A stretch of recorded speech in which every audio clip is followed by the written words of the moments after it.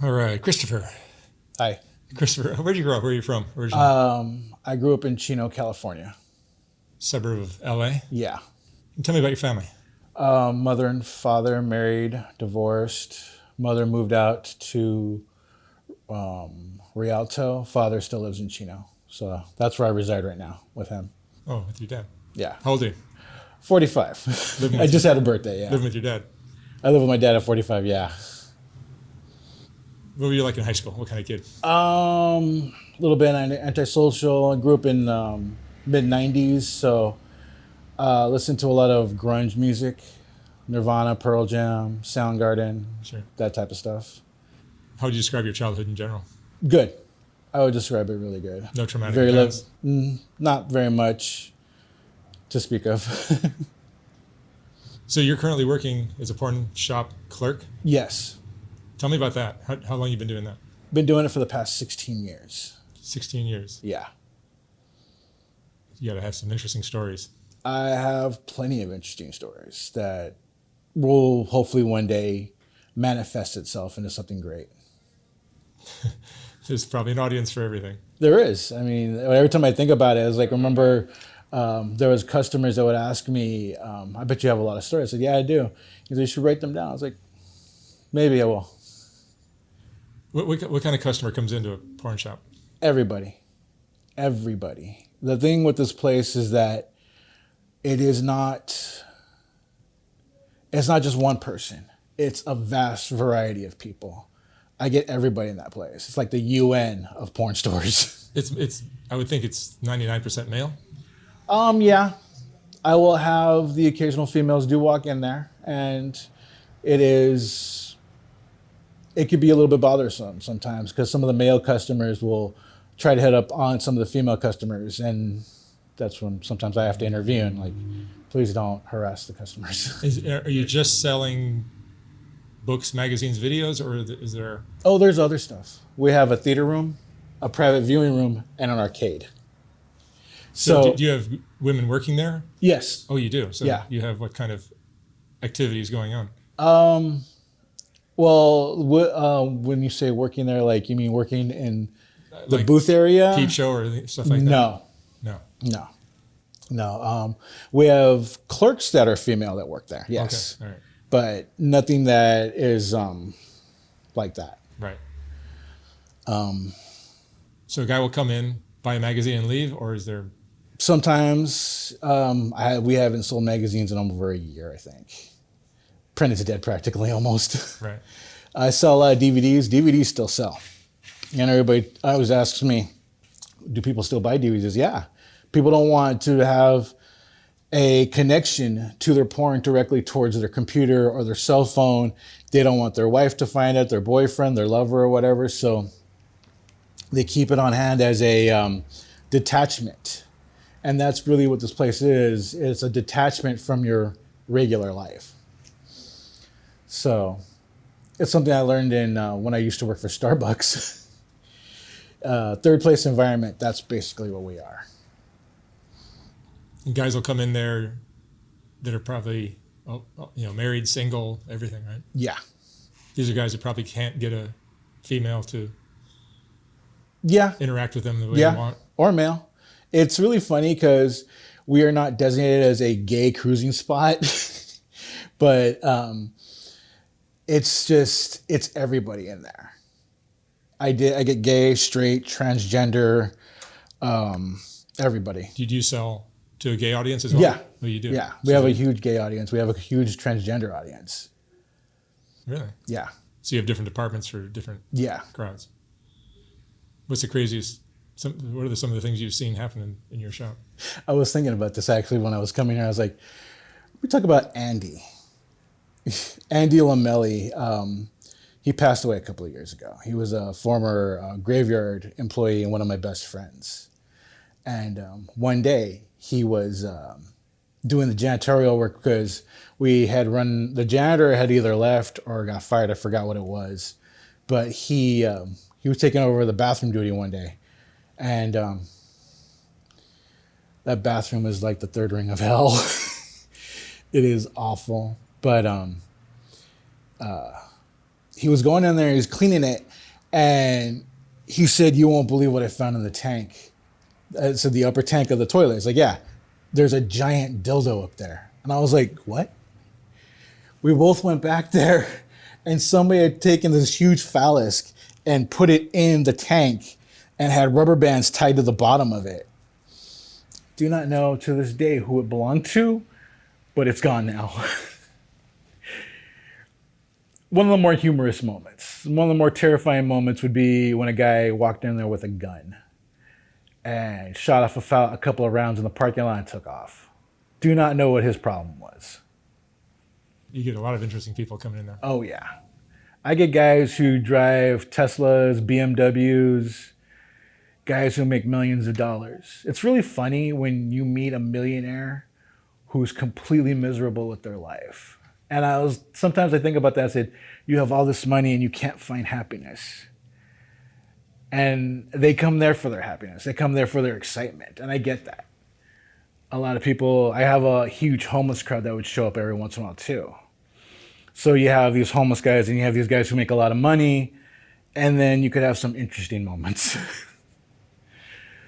If somebody's coming in there driving a Tesla or a BMW, why do you think they're coming into a porn shop? They're coming there to get their kicks. I really believe that there's something lacking in their life that they have to come there. And they can't interact with a partner? Yeah. I've seen bondage couples roll into that place. I have seen regular couples. The couples you guys are swingers? You don't even look like swingers, or whatever a typical swinger looks like. What's the most disturbing thing you've seen at the shop? One time I saw these two kids, and when I say kids, I'm saying 20-somethings, 18, 19. I do check IDs. And I think they were like 19 and 20. And this boy and a girl walk in, and they said, have you seen an older Mexican gentleman walking here? I was like, I see a lot of older Mexican gentlemen. You got to be more specific. Mustache, tall. I'm like, I don't remember seeing that guy. And they said, we've seen his car here. And I was like, okay, what are you getting at? And they like, can we get a ticket for the back? I was like, all right, it's $5 each. So they pay their $5 to go back there. Fine. They're looking for somebody. This is one of those situations where I just don't know how to handle it. Yeah, my boss wants me to get the money. All right, I get that. They go back there. I hear a screaming screech. And then all of a sudden, I see this very well-dressed Mexican slender man, like a little mustache, kind of like Zapata looking type of guy, tall. And he has one girl on one arm and one boy on the other. And she's screaming at him in Spanish. My Spanish isn't that great. But from what I could gather, what are you doing here? What about mom? What about the family? I was like, oh, damn. This guy just got busted by his kids. I hadn't seen him since that moment. And from that moment, it really disturbed me on how they found him through his app and his phone. And what I tell everybody, make sure you turn off your apps because people are looking. Is it a stressful job for you? It can be. It can be. If it's not coming from the management, it's coming from the customers. If it's not coming from the customers, it's coming from the higher up in some way. But what are the unseen stressors in a job like working at a porn shop? Unseen stressors? Well, I think it would have to come down to trying to keep an eye on everybody. And that's like probably one of the hardest ones to do. And making sure people aren't jumping into the arcade without paying their fee to go to the arcade, or jumping back to the private viewing booths, or trying to get into the theater room. And these are all different. These all cost something different to get into. There's a lot of sexually deviant behavior. The whole place is sexual deviant behavior. What are you talking about? I guess, yeah. It doesn't matter. It's sexual addiction is just the addiction of trying to get the what is it, the serotonin, the high. And so these people are looking for their high. I get that. I mean, I you wouldn't believe how many times I heard a glass pipe break in the back, or found a heroin syringe, or dare I say a giant cucumber in a condom. It's it can be pretty nerve-wracking. It's a juggling act. You're watching this part, you're watching that part, you're watching the register, you're making sure nobody steals off the wall. Does the seediness of it all get to you? No, I'm the thing with me is that I kind of like the seediness in a way. Like walking down here, it's like I didn't feel like totally stressed out walking down in this area. I know this area in some way. Me and LA haven't had the greatest relationship, but it doesn't bug me because I know these people in some way. I've been in this situation where I've hung out with people like this, and they're just people. They just want to be. Have you had vices similar to these in your life? A little bit. Not really. I mean, I'm not a guy who likes to smoke the pookie or wants to shove a needle in my vein, but grass, mushrooms, beer, alcohol, whatever. Yeah. Lesser of the evils. I've never been a fan of putting a spike in my vein or any of those drugs. What have you learned about human behavior, human nature, about people from doing this job? People just want to be listened to. People just like to talk. They want somebody. They're looking for a connection in some way. Some people are looking for that for sexual. Other people are just looking for, hey, how was your day? Good. How are you doing? Some people don't seem to have the capability to talk. And I get that. We are almost conditioned after high school to get the job and continue going through our life and make money for somebody else when we're just trying to get by. And that's why I get most of these people. They're just trying to get by like everybody. What do you think we're all looking for? They're all looking for. Is it love? Is it connection? Is it? I think it's a mixture. Yeah. Everybody's different. The rich guy is probably looking for a younger lad, being if he's gay or straight. The straight guy, when I say straight guy, it's kind of funny because he'll go back there, stick his dick in a glory hole, and then you don't know who's on the other end. Sometimes there's a woman, sometimes there's not. So it's like whenever anybody tells me they're straight, I kind of give them the side of like, really? You're here and you're straight. Okay. I'm not judging. I find that a little bit odd. What do you think? Do you think these are disturbed people in any way, or are they just lonely? Without any outlet for a better way of finding happiness. I think some of them are.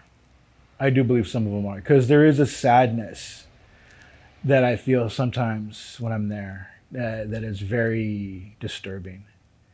The being somewhat of an empath, I could feel people's sadness when they walk through the door. Like, oh damn, here's another soul. Here's somebody who's really down on their luck. And sometimes they're just guys getting off the freeway, and they need that moment to decompress, and they want to decompress before they get to their house or before they get to their wife or wherever they're going. And where the store is located, I don't want to give out too much information, but you can see it from the freeway, and that's all I'm going to say.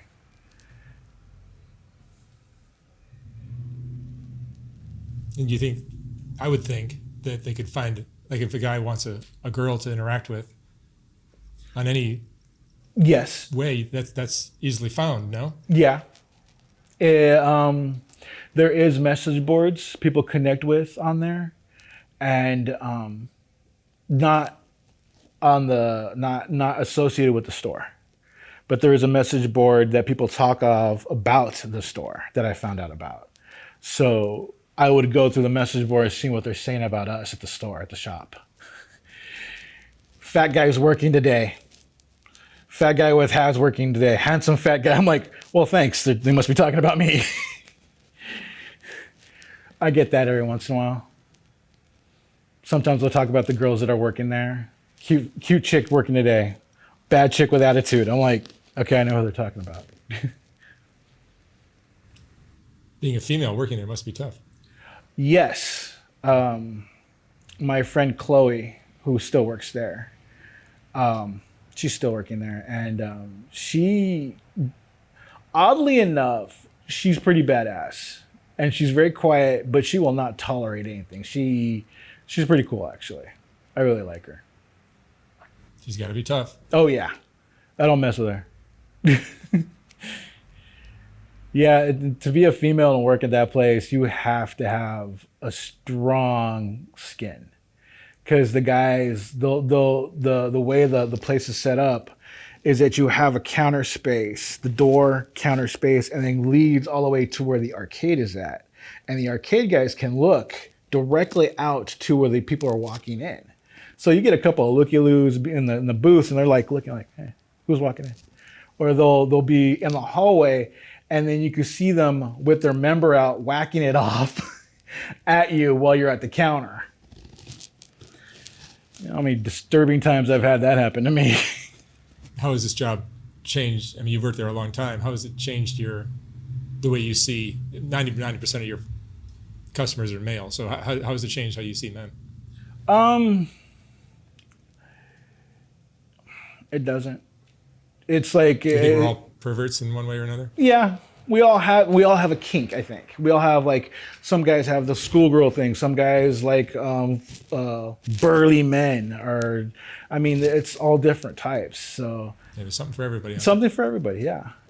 Non-judgmental. My whole thing about the place is not to be judgmental of anybody's